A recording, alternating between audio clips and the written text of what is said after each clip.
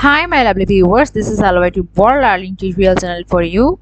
Today in this tutorial I am going to show you browser privacy mark passwords device sign in Mozilla Firefox. So for this case we will go to the Mozilla Firefox. So that I have been pinned in my taskbar. Click this and go to the three bar icon. Click here, enter the setting options where we will get the privacy and security. When I click this and see the browser privacy, so scrolling and below side we will get the password. So in this password, so we will get the required device sign in to fill manage and manage password. So I have marked it, and if I have want to say this give password 1 2 3,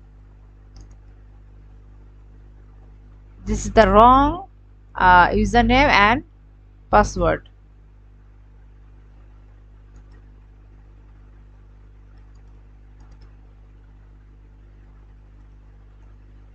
See, before I have given the user wrong password, that's why it has been shown the wrong thing. Now I am give the right password, then it has been work. So thank you so much for watching this video. Please subscribe this channel. Hopefully this tutorial will help you so much.